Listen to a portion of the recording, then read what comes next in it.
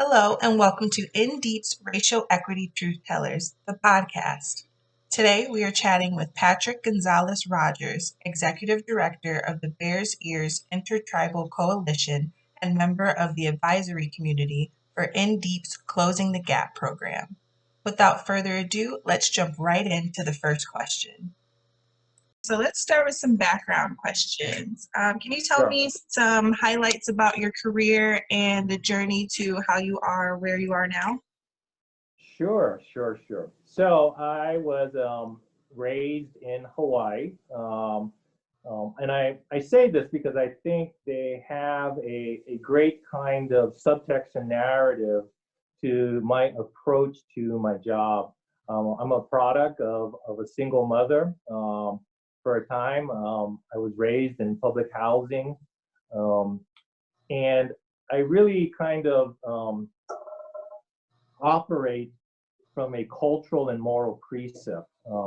And so I think these are the underpinnings of my approach. But I would be remiss to not, briefly mention what these underpinnings are. And in Native Hawaiian kind of culture, these things are called your kuleana. Your kuleana is your responsibility to your community. And regardless of the position, there is always a place for you. And you always stand on the shoulders of everyone before you. And because of that, it allows every one of us, whether you're the receptionist or the executive director, to be in the exact place that you are right now. And so it has always been a thing when I talk about my life and career that was kind of given to me that we all have a call to serve, but that's especially true for me. And so my life is basically based around this cultural precept that we have a responsibility to be in these positions. The titles are really irrelevant. And in fact, the titles are only good if they can allow you to carry out the bureaucracy. That is to say, if I'm the executive director and I call up the Ford Foundation, that they take my call. And so my thing is, if I'm not in this position, I'm probably called to another, and there is a place for me. I think, that is what has really kind of been the emphasis and the structure around my career. I guess, some of the highlights for me are counsel to the U.S. Senate Indian Affairs Committee. That was my start in earnest in my professional life. And as well, having, coming from my kind of background, my upbringing, which it's not an embellishment, it's just what it is. It was pretty rough, I come from a place where sometimes you got to speak with your chest, and you got to come with it. So my natural inclination to these things is I don't have, probably the accoutrements and affectations of some other person, but a couple of jobs ago, I ended up at the Yale School of Management, and for me, I don't know why I get teared up, but it's not per se an accomplishment. It shows you the path that our knowledge and where we get these insertions of education and where we are, they come from all over the place. And so it's not so much that you are at some erudite institution like at Yale. It is that we need to be open-minded of where our path is going to take us. And so being at Yale was a highlight. Going back and working for the Office of Hawaiian Affairs, running their federal legislative and DC office as well was a highlight. And then in my current position at the Bears Ears Intertribal Coalition, where we represent 5 tribes in a vanguard kind of dynamic in which They're the first fairly recognized tribes to be a collaborative manager of a national monument. Certainly is another kind of thing that I have personal pride to. And how would you describe racial equity? Racial equity is one, I think, on the surface, it is that we have a parity to allow us to operate that's on even keel. No one is looking, from my perspective, for a special benefit. What we are asking us, allow us to operate in the same space as you. What becomes contentious, though, is when you review the history. And you then, through institutional conscription, say, you have a space, but it's this small space. It's this space I envision for you. And so that equity has to be broken and featured out of these conscriptions that you get to have a particular piece of the pie. Because in that, it's entirely incorrect. I'll give you a brief example. Many times I'll have conservation and groom groups said, we'd love for the tribes to comment on a particular cultural thing. And that's fine, and that's correct. However, they don't want the tribes to, or nor do they allow an opening to participate in what I consider more quantifiable or scientific elements of the process. So their thing is, if it's a cultural or sacred sites, then they have the tribes. But these other things, you're kind of subordinated to their science, their expertise. And so parity also means that we have the allowance to not to sit on the table, but to approach all of the topics on that table, not just the ones that you allowed us to participate in. Before we get into our next question, we're going to take a quick break to learn more about InDeep's Closing the Gap and how our listeners can get involved. InDeep stands for Inclusion, Diversity, and Equity in Environmental Philanthropy.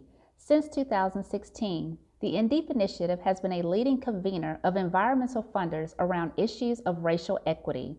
For more information, visit indeepinitiative.org. Now, let's get right back into the show.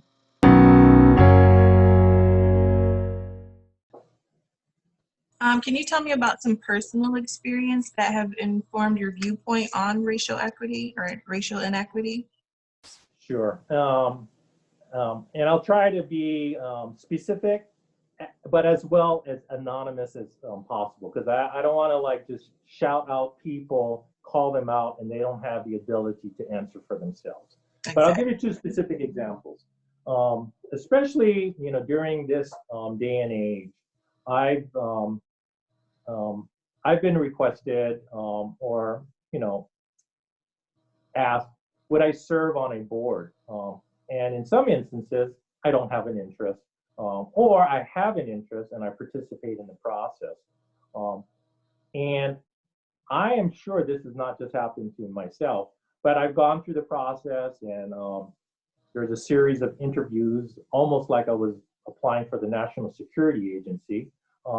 And then at the end, I was offered a position on a board, only to find out that a person not of color, but I know had money, and so it is important from a board thing. They have other kinds of objectives, but found out these other people didn't go through all the interviews that I had to go through. They were just asked to serve on the board. Wow. So think about that. I have no problem going through an arduous kind of process, as long as that process is applied to everyone else. Now, I ask you this. If you look at the largest 5-6 conservation groups, and I'm not calling him out because he's a celebrity, do you think Leonardo DiCaprio, who serves on 3 of the largest 6 conservation groups, had to go through 4 or 5 interviews to serve on any of these boards? Not at all. And that's my point. And so when we think about parity, celebrity should not be some kind of subtraction that you are not above what everyone else has to go through. How has your perspective changed or evolved over time? I will say this. My perspective is I have a little more objectivity. I always believe two things. We're all doing the best we can given our circumstances. Now, our advantages may be incorrect, but I also think that we do the best we can on who we are. And depending on what side of the street you are, there is a small veracity to any person's point of view. My point is that how I've changed is I got to be empathetic, and I have to be empathetic not just for my community. I have to be empathetic to the person I most disagree with.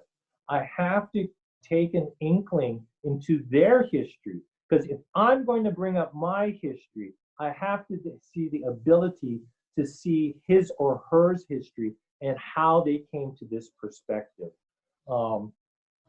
The other thing that I would say that is true and how I might have changed is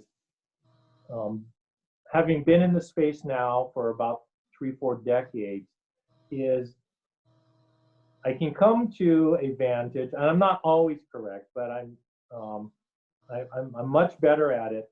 If I feel an intensity about a point, if I feel that I have to speak out of turn, if I feel I have to make someone feel uncomfortable and make a pointed position, I'm more apt to do it now. One is I vet myself, but I also, I've done it for a long time, and you have to have an integrity to yourself that the process, while you may not be absolutely correct, that you have witnessed and been part of things, and you have to bring that truth. But you also have to be not a diplomat. You have to create fairness in how you do it. And once you have kind of contemplated these discussions, that you do it in a way that you don't dilute the statement, yourself or your community, but you also do it and walk away saying, I did the right thing. That was necessary to occur, and you move on from it. And so I guess what I'm saying is I have a much more kind of trustworthiness to myself, because I've been operating, not all the time, but a large amount of the time, in a path of righteousness. That's not to say I'm righteous, but the path I've been doing is a righteous path. And so you trust yourself more. That is really nice. I'm really glad you brought that up. That brings up my next set of questions about the DEI conversations and how those go. How do you usually approach conversations about race in your personal and professional life? I don't want to make any assumptions about you, but explaining to people that are not of color, this is an everyday thing. They think it's just like, oh, you had this episode. Hell no. This is from day one, from the get-go. Exactly. You know what I mean? So it is hard to explain to people that this is not episodic. This is a ubiquitous kind of melancholy that all people of color must go through. Sometimes we have to make very kind of pointed discussion points, and the other party becomes uncomfortable. But anything worthwhile, anything taking a pivot out of the status quo is going to create tension. It is going to make you sweat. And that's the space that you need to be in. But for some folks, that is so uncomfortable, they don't want to be in that position. And my point to that is, because we work in the intermediary between our community and these more kind of status quo convention groups, you hold the tension of both entities at times. And so by its nature, you got to feel uncomfortable at times. And I'm not saying being a provocateur for just silliness and giggles. You have to do it because of the intention of everything. And so in that way, that is the kind of instruction that I kind of give to my staff, that at times that's the nature of the beast, is they feel uncomfortable and we feel uncomfortable, but we walk through it together. Before we get into our next question, we're going to take a quick break and learn more about InDeep's Race to the Board and how our listeners can get involved. Race to the Board is a new program from the InDeep Initiative that seeks to place Black members on the boards of Big Green organizations. We are currently recruiting for our Black Candidate Network, so if you are a Black leader and subject matter expert in any field, check us out. Visit indeepinitiative.org and click Race to the Board. Now, let's get right back into the show. As a person of color, what challenges do you face when navigating the cultural, political, or social systems in this country? My biggest thing right now as we speak, because we are having this national dialogue, and so specific to the space is most people, right? Because you got to think about it. Many people that occupy the executive positions in at least the space I work within the conservation and green community, I cannot assign culpability for all the things in the past. They're not John Muir, right? They are sitting us before us right now. But what becomes difficult is we preface that we want to have this conversation, and we also preface that this conversation will make us both uncomfortable. And so it will be, in the beginning, probably strained. However, we will work with each other. What becomes difficult, and this is not true of everyone, but there are parties out there who will just say that, we've done so much for you. We helped you guys out so much in this way. Why are you having this discussion? And my thing is, because you threw some nickels at me, I'm supposed to shut up? And don't get twisted.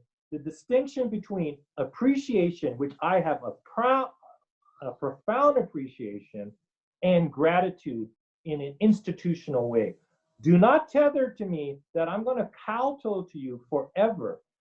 The reason why you did this was, one, it benefited you. So how are you going to come out at me now and say, hey, curb your tongue, we did a lot for you?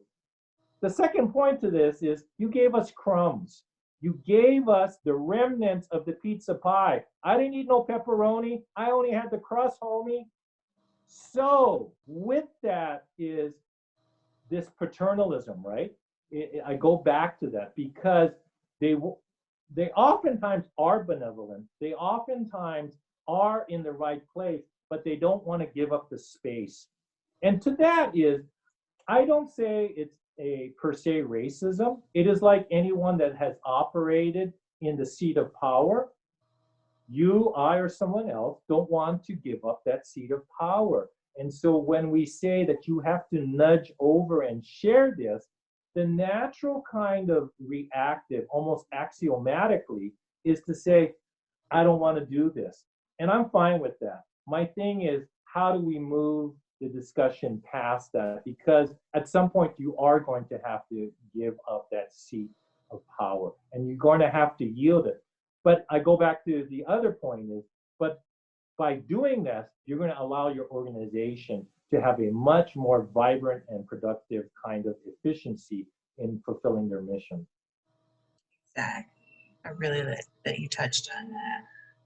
Having those conversations, do you experience pushback when you address racial inequities in work, or how do you address those when it does happen? Yeah, again, I'll preface. Most of the organizations and individuals I work with, they're highly vertical, they're mainly white, and so this topic for them is uncomfortable. It is not a space that they operate. My staff, without whatever, but also a lot of people, we come from really kind of rough narratives. And so, for me, the conversation There is a component of it that is uncomfortable, but it's also natural for me. I work in the space of conflict, right? Um, but you can't let the conflict rule the day. You allow the conflict, and you kind of situate it in such a way that it's recognized. I go to this kind of analogy of, even our lesser angels of emotions have a place at the table. Anger, fear, jealousy, pettiness, because it's speaking to another underlying point. And if you don't put a chair at the table for these emotions, they get unrecognized and they fester. Um, so for me, is an allowance of the space. And so when I work with, whether it's Native communities or other communities of color, I always allow for the psychic trauma to kind of display itself. Now, it might go off point, and sometimes it does, but you have to allow that, because I hold that trauma for the community. And if the community does not allow itself to speak its truth, then how can we get to the more kind of conventional path of what we're trying to do with these other groups? And so, to kind of answer your question, yeah, it's difficult, but it is, and you have to allow it its space. And you got to be comfortable with that difficulty. And kind of pivoting towards current events a little bit, communities of color disproportionately experience disparities in many areas, including healthcare, employment, housing, unhealthy environmental conditions, and most recently, the COVID pandemic and the Black Lives Matter movement have brought to light many of these issues. How do you characterize disparities in communities of color? One, I think, the criticism that we face from many in the general public, but especially from conservative quarters or people that are so aligned, is, why are you always retreating into a historical narrative? Well, this disparity is based on our history. You think about a person like John Lewis.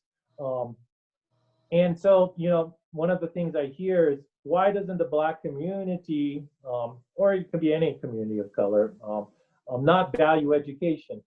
You could not get a library card. This did not occur in the 1800s. This was up into 1969. People of color could not establish and secure loans for homes. The single largest asset that the common American family will pass down is a house. Now, if you're not able to purchase a house, then you have not benefited in the transfer of legacy wealth. We didn't have fair housing laws until 1969. They didn't really take place and be on and then operate until 1970. That is within my own generation. So my point to that is, you have to acknowledge the history. And so the inflection point of the graph, relative to the white community, they're starting right here. We're starting behind them in some point that you can't even see on the graph. In some instances, we are in the single generation of allowing ourselves to having the same benefits and starting point. And even then, we're not at the same starting point. So my thing is, you have to revisit history on these disparities to really allow the full kind of contemplation of what the corrective measures are. Because in many instances, there's an assumption of, dude, Jim Crow was blank, many, many years ago. How come you're not up to snuff now? And that's just certainly not true. It's just a flawed kind of side note that they want to throw in there. And so this disparity, when we talk about it, we have to really say that people are not operating and starting at the same finish starting line. that in many instances, the communities are staggered way behind, but we're operating out of assumptions that they're at the same starting line. So if we seed them with the same amount of capital, they're going to have the same result.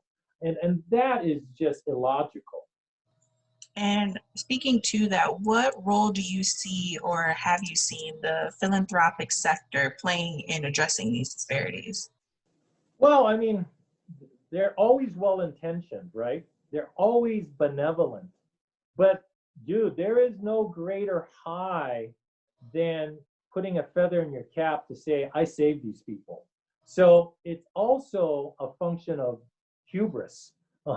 And to say that it's not like the most kind of paternalistic endeavor there is would not be a full kind of summary of the equation. That said, they serve a pivotal role. The problem has been that it's not equitably done. So, I give a usual spiel to this, but the reason why I do it, it gives in very stark terms the inequity involved. If you were to look at the top 6, 7 conservation groups, they take over 2/3 of the foundational monies out there. That means hundreds of groups of nonprofits, many of them of our color, are fighting and cannibalizing themselves for these remaining 1/3 of dollars. Think about that. Now, the second point to that is, if you look at those same 6 or 7 large conservation groups, and some of them have really large boards, they are just incredibly white and male. And so it's a huge thing. One, because you don't have representation from the community, but my big thing is if you want to address this, you've got to address it from the executive and board level, because board members, through their fiduciary responsibility, but also in the advancement of the mission objective, assign where resources and assets are allocated and say we go in this direction. Those same 6, 7 groups, and I just did this as an exercise last night, so I'm not speaking out of turn, had 3 Native people out of 200 board members. Tribes west of the Mississippi operate out of huge land masses in which they are the managers and stewards of the land. Most of the Native folks that work in this space went to better schools than most of those folks. So in terms of having a working kind of board member, tribal members are ideal. They have real life experience and they operate in the space in a daily sense for the last 1,000 years.